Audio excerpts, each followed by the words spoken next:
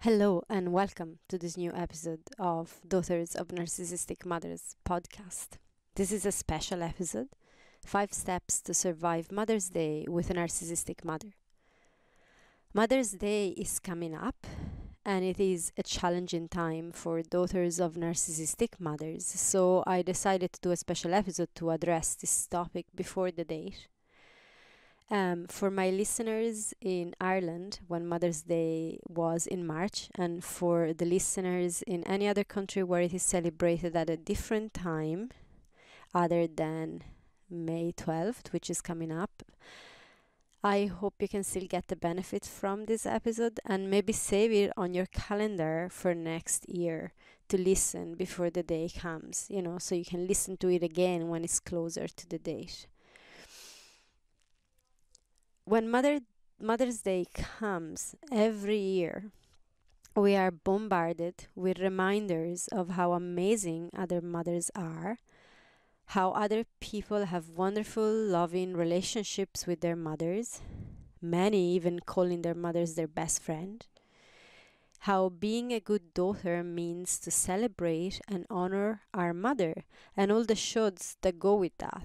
We hear all things like you should get her a gift or a card, you should visit her, you should not forget your mother. I mean, she gave you so much. You should talk to her. You should realize how much you owe to your mother. You should forgive her. You should throw her a party, and so on. This is a time of the year when guilt can skyrocket. And of course, a narcissistic mother will weaponize such celebration in whatever way it's useful to her. And how is Mother's Day different from birthdays or other traditional holidays? While birthdays are mostly a private matter to you and your family, and the general focus of other traditional holidays is on family gatherings and celebration. And of course, your mother is involved in all of these things and can weaponize them. But Mother's Day, it's all about her. And everywhere we're shown reminders of this fact.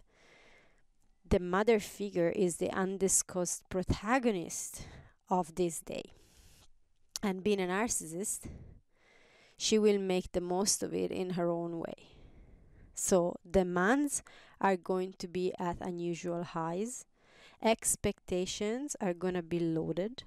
Guilt tripping will reach a new level. Social pressure is going to be as intense as ever.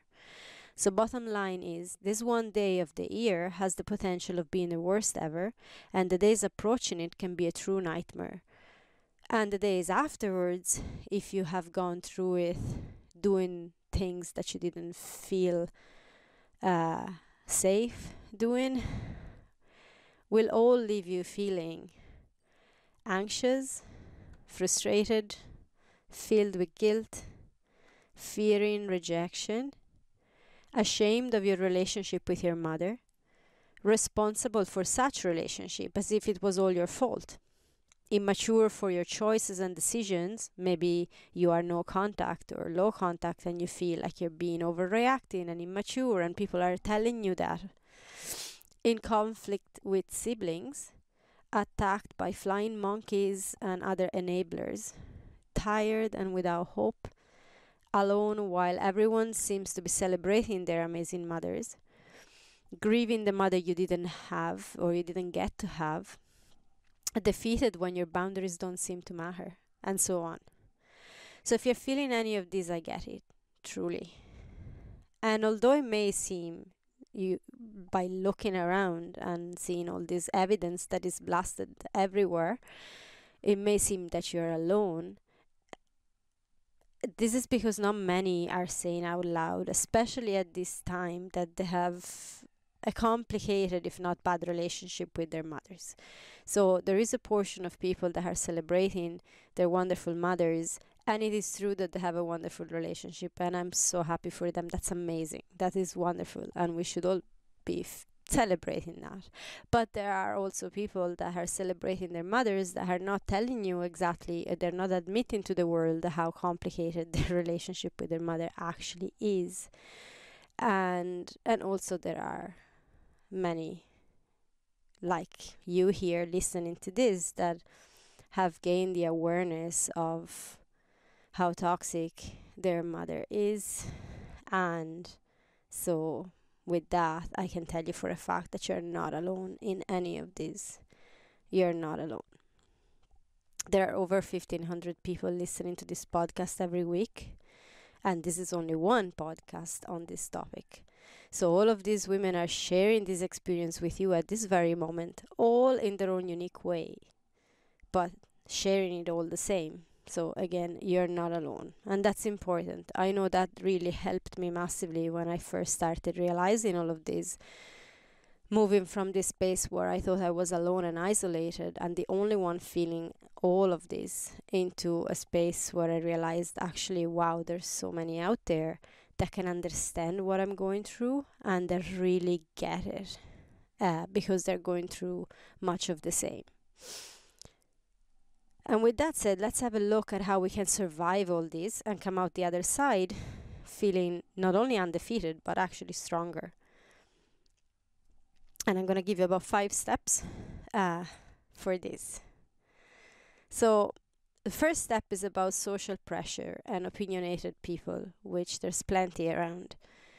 Your relationship with your mother is your business and yours alone, and that's really important to understand. So the step here is to practice treating the opinion of others as irrelevant, as this very personal relationship has nothing to do with anybody else. People giving their opinions, and there are many, even when well-intentioned, they have not been through what you have been through with your mother, so they can't understand.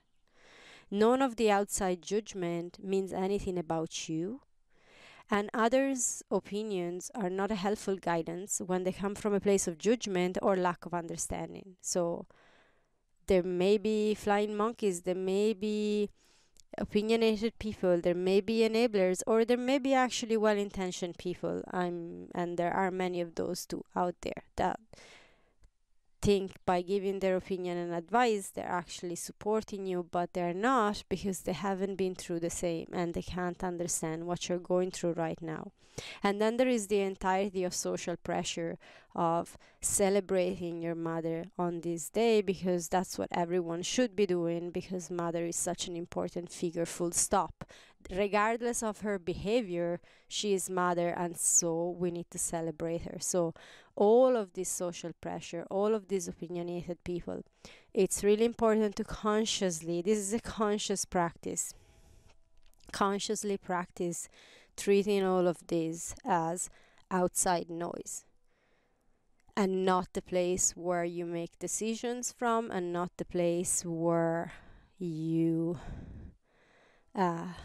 get guided from. The second step, the second point, is to hold on to your boundaries.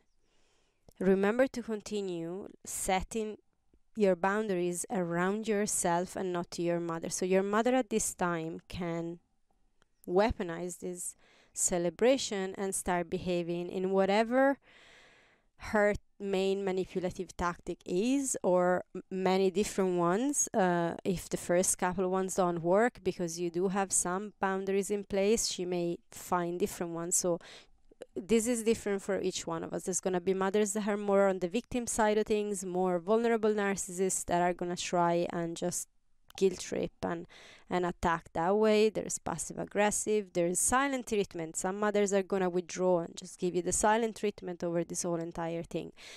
Some mothers are going to reject any attempt that you make of celebrating her just because they like being chased. So there's plenty of different ways then a narcissistic mother can actually go about this, and I don't want to go into all of the details. The episode would be never ending, but you cannot control her behavior. What she does, you can't change, but what you can control is you and your behavior. So when you set boundaries, instead of telling her not to call, block her on the phone. Instead of telling her not to visit, do whatever it takes. not to be there if you know that she's gonna visit. Set strong boundaries around yourself. Of course, you can tell her not to visit, but if you know that she's still going to do that, you can make yourself scarce. You can keep the visit to a minimum amount of time. You can be like a stone and give her no emotion, no emotional response, give her nothing to go on, give her no details, don't talk about your life. There's so many ways you can hold boundaries around yourself that keep you safe. And they're going to be specific to your specific situation. Keep feeling into what works for you and stick with it. No justification, no explanation, and no reaction. That's the formula for boundaries. Set boundaries around yourself with no justification, no explanation, and no reaction. And this goes for dealing with your mother directly, and for dealing with the flying monkeys and all other enablers that decide to stick their nose into your business. Deal with them the same way. Keep your boundaries around yourself. No, I'm not going to talk about my relationship with my mother with you today. This is none of your business. No, I'm not going to discuss how I celebrate Mother's Day. This is none of your business. Keep your boundaries around yourself. And if you decide that a card is what you feel okay doing this year, then do that. If you don't feel like hosting a party and prefer maybe to have your mother alone for a visit because you feel that's easier to handle, that's okay. Or if you feel a party is easier to deal with than having your mother alone, then that's okay too. If you've been no contact or low contact and you want to keep it that way and you don't feel like making that famous phone call, or you feel maybe a text is going to be easier than a call, or you feel like doing absolutely nothing, and even if you're low contact you really don't want to engage, all of that is okay. Keep your boundaries. Continue as you've been doing. This day is just another day on the calendar. None of this makes you a bad person, but someone protecting her precious heart. And that's important. Whatever you decide to go with, card, gift, visit, text, call, or nothing at all, only do what feels safe for you to do. Keep your boundaries and keep your heart safe. That is so important. Point number 3. So, dealing with intense emotions being triggered at this time. As we mentioned earlier, guilt, shame, fear of rejection, grief for the mother you didn't have, and more. All these emotions can get triggered at this time, and I get how intense this is. All the emotions you might be feeling are valid, and no part of you is faulty or bad or broken for feeling this way. I truly want you to hear that. That's important. However, these intense emotions, when fully triggered, are not a good place to make decisions from. Like, for example, accepting to break no contact because of all the guilt you might be feeling right now, or trying to have the best party because of the shame you feel at how others might judge you for not celebrating your mother correctly or whatever, and so on. Giving in to the pressure of the flying monkeys coming at you because you feel judged, or because you feel put down, or you feel excluded and alone. None of those places are the right place to make decisions. And when we're driven by these emotions, we may end up making decisions that will be unhelpful or damaging in the long run. So, when all of this is triggered, when these emotions are triggered around such dates like Mother Day, reach out to seek support around these emotions. Use the tools you have to regulate and to navigate these waves. Remember that is only a part of you feeling the emotions. There is a bigger part of you that can hold space for that and stay true to your heart. Make sure to be in the company of people who love you and celebrate you and understand you, especially at these vulnerable times. Do something to support your heart and keep it nourished. Point number 4. This is a delicate matter, but it's really important to be spoken to. The point of mother versus mother. So this applies if you are a mother yourself, because your mother may weaponize this fact to breach boundaries. Like, she may pretend to accept not to be celebrated by you because maybe you've been great and you've set incredible boundaries, and she has actually tried all her tactics but it's not working out, and so she's just went with the pretend to be a good person tactic, which is like, of course I understand you and I'm gonna leave you alone. But she may try to intrude in whatever way she can with the excuse of celebrating you, because you are a mother as well, and Mother Day is also about you. So that way she can have an access to breach boundaries that makes her look like an amazing person, and you may feel like you have no way to refuse. Or also, she may use the occasion to try and make you feel less good a mother than she was, and start making comparisons between how she is as a mother and how you are, and seeing how you get celebrated and how she gets celebrated. There can be competition, there can be jealousy, and all of that. Or if you're not a mother, which is fine, she may try to make you feel bad and put you down for that fact. So all of these different options and cases can be very intense. Remember that you can't control her behavior, but again, you can keep your boundaries strong and remain aware that everything she says is to hide her own shame and has nothing to do with you. Everything she says is to hide her own shame and has nothing to do with you. So just wanted you to hear that. And here we're to the fifth point, possibly the most important of them all.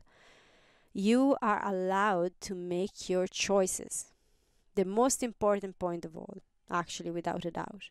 You're allowed to celebrate your mother in the way that feels okay with you. Not in the way that you're expected, not in the way the society demands, not in the way that your mother wants, whatever. In the way that feels okay with you. You're allowed not to celebrate her at all if that's what feels best for you right now. You're allowed to say no to her and to anybody else that tries to push you around. You're allowed to feel what you feel at this moment.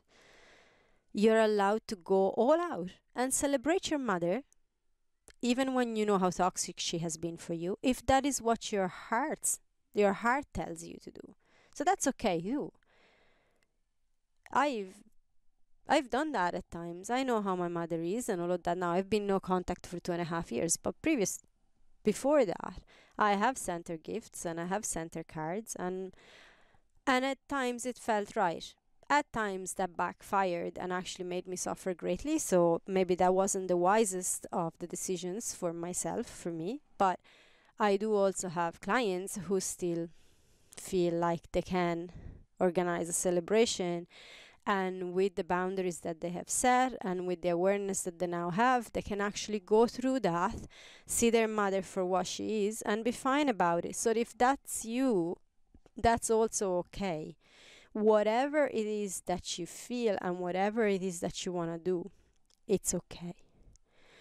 It's really important that you follow your own heart on this and not the pressure.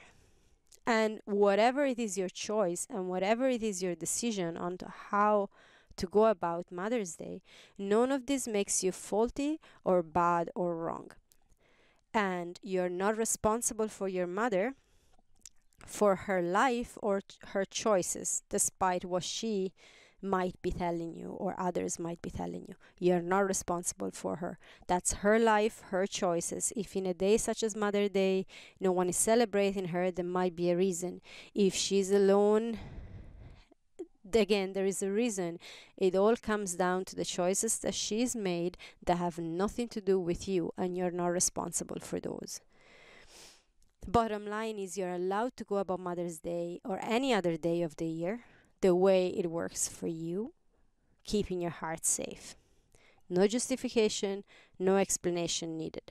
You deserve to protect your heart, not because it's weak, but because it's precious.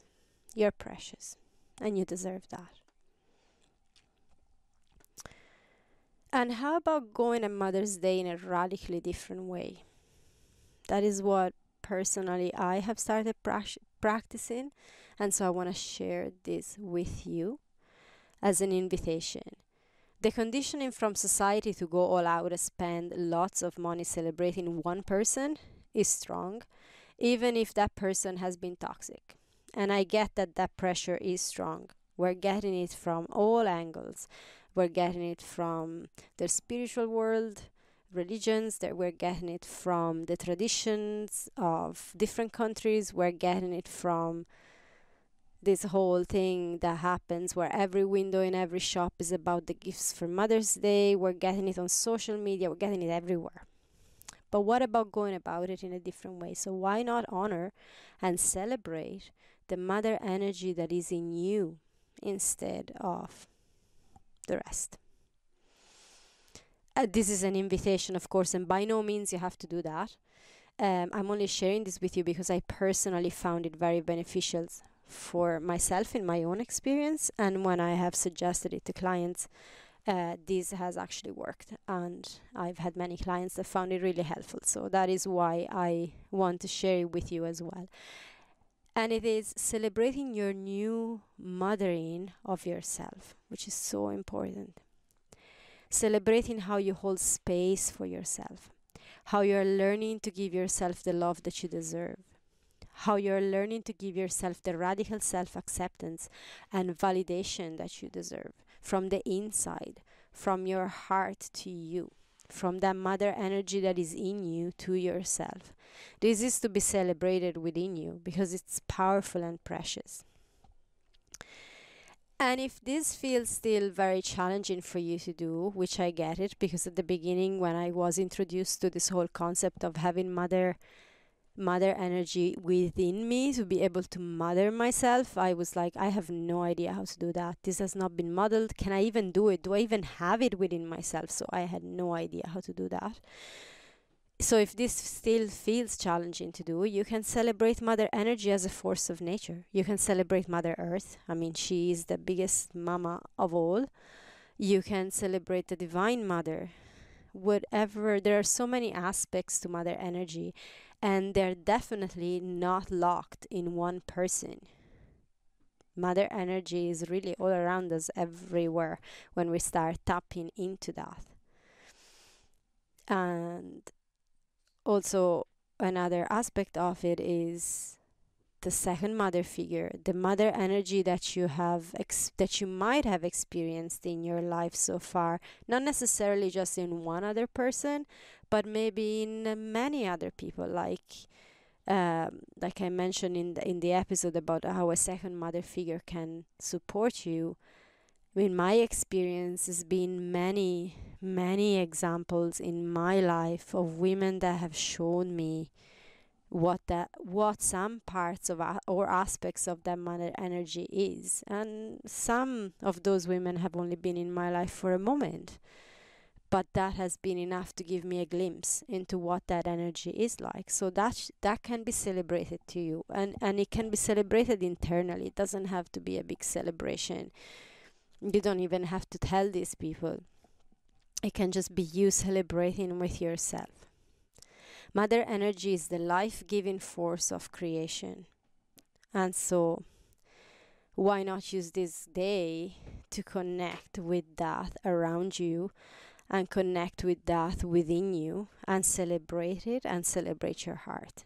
That's the invitation, and that's what I am going to take time to do on Sunday approaching, on this Mother's Day approaching. And of course, this is not something that you do for one day and then that's it. You can do that every day, really, but it's a radically different way to turn around a day that may have felt really heavy and difficult for you up until now, and it might actually still feel that way, but just giving it a different shining a different light on it. So yeah, I just wanted to share that with you. And again, share your experience with me, send emails, let me know if you have any questions on this, and if you need support, reach out. Um, and I'm gonna wish you a beautiful weekend, despite it all, where you honor yourself and the mother energy within you. And lots of love. Bye for now.